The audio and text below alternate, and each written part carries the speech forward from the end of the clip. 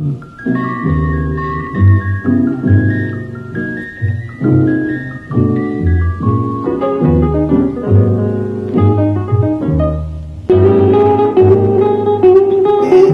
is an indication that Christianity is looked upon as being a degradation to your manhood, because I don't serve any man. I'll serve my Creator or God, but I will not bow down to no bishop or no pastor. I mean, you do not tell me what to do. My leadership is from within and is based on integrity and moral judgment. I think that is one of the reasons why you don't see as many black men in the church. When the black church was a mode of liberation, and what was that group? The Deacons of Defense. Remember the Deacons of Defense? That was born out of the black church. And they warred against the Ku Klux Klan. And before they went to war, they had prayer. And then they went out and went to war against those that were trying to lynch them. That is the manhood of the black church. Now the black church is looked upon as being a degradation towards your manhood. And that is a reason that those of you that are practicing these need to look at the history of the black church. It is very unique. It is different from Christendom. European Christendom is a totally different model. The black church is born out of liberation. It is born out of your struggle. It is based on the natural traditions of African people and their culture. That is something that needs to be closely looked at. Now that we're in discussions about the Eddie Longs, the allegations of sexual impropriety, and also the financial benefit of these mega churches and what their real purpose is. Is it the same as the black church that got us to the point where you can practice these so-called? Sure. That's very true. And what of Eddie Long? Okay, guilty or innocent? I don't know. What you've seen. From what I've seen, the allegations have been made, and I'm not one to say he's guilty or innocent because I haven't looked at the total evidence. But I will say this: the allegations, as you well know, we interviewed Reuben Armstrong, the author of Snakes in the Pulpit, and also his new book. I think it's Crooks and Homos in the Pulpit years ago. I mean, this is 2007. Okay. So the allegations, this is not the first time I've heard these allegations, but it always seems that when the larger structure gets involved, if you look behind these allegations of sexual impropriety, there are first these allegations of financial misconduct, and usually leads to other things. So I'm not going to say guilty or innocent, but they got involved with this when it was with finances leading to these other allegations, whereas we first heard about the allegations in 2007 interviewing Reuben Armstrong and his book Snakes in the Pulpit. When you do more digging, you find that he is also under financial discretionary investigation from the Congressional Committee that deals with not-for-profit organizations. A lot of these mega churches are. Yeah. That's very unfortunate. My opinion, and I said this in Policy and Prejudice, I think he should step down, whether guilty or not, because it makes the church, what they're not thinking about, these pastors, when they do this, when they don't step down, they're thinking of only themselves first. They're still, this is about me. Right. Okay? They're not thinking, well, I am bringing reproach upon the church. Just the rumor of this, I'm going to clear my name. I'm step down. I'm going to clear my name. Then I'm going to get back up there. Okay, so I think in all good conscience he should step aside. Okay, that's my opinion. Well, I don't disagree with you, and I'm not going to say he's guilty or innocent, but there are allegations out there that are going to be harmful to, and are already harmful to the reputation of himself and his church. And I do agree with you, he would be better served by clearing it.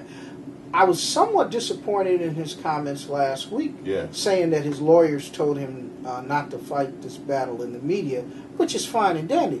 But if you are innocent, why can't you say I'm innocent of this? He never said he was innocent. He didn't say, I'm not a homosexual. He didn't say anything like that. Right. And I'm not, what your choices in life is your business. But why didn't you make a principle stand from a pulpit dedicated to God and people that are following you based on Christianity? Why couldn't you make a principle stand? I did not do these things. He never said that. Right. I am innocent of any of these accusations. Right. I only tried to help these young men. And from my assistance to these young men, I don't know how this happened. He didn't say that. He said, I am not the man that they're portraying in these allegations. That's all he said. He didn't say That's all he said. Yeah, you're right.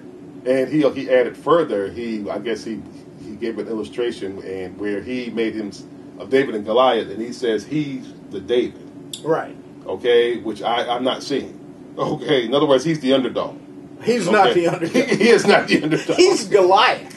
Yeah. And the accusers are David. Yeah, so he seems to have a reality problem at the very least. Well, that's one of the tricks of the trade of this prosperity ministry, is you attack the people at their emotional foundation, which is biblical scripture. Yeah. And by saying he's the underdog, everybody's pulling for him. When in actuality, dude, you're the one with the mega church. Yep. You're the one that has the power structure. You're the one that can probably hire millions of dollars in some of the finest attorneys in this nation. Yeah. The accusers, you're painting them as David. Yeah. You got to be kidding me. Right. And that's one of my problems He's too. painting them as Goliath. Yeah. That's crazy. They're the David. Yeah. If anything, they're Solomon. Right. David's I don't see that. And one of the problems too, those that defend Eddie Long for whatever reason is their choice. Yeah. What about the victim? Well, see, here's the thing.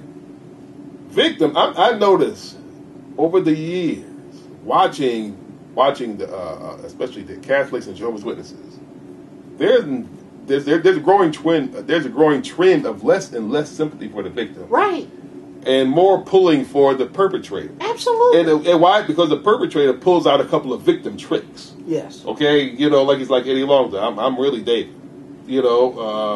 I'm just a poor victim. You're the perpetrator. Right. Okay. And it's not necessarily that I blame the perpetrator for trying to get out of trouble and get the finger pointed at him. But people have taken what people have done, the parishioners and followers, the members of these churches, have deliberately put blinders on. Right. That's what gets me. So here it is, pedophile in plain sight. Don't want to see him. Don't want to see him. Don't want to see it at all. Don't want to see it. Don't want to admit to that this... if he is guilty of these acts, right, he could have ruined the lives of these young men. Yes.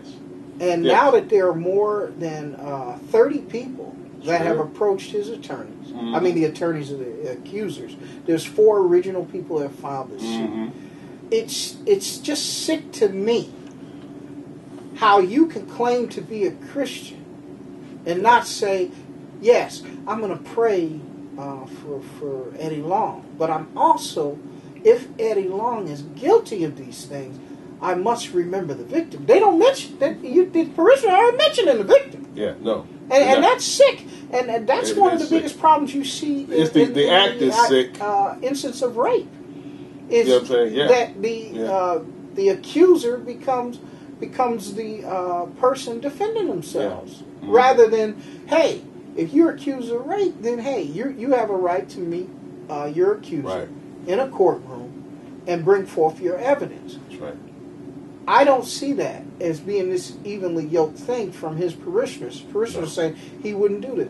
I understand you love the man, and you would believe he wouldn't do this, but every one of us falls short. Sure. Every one of us are humans. Humans make mistakes. Yeah.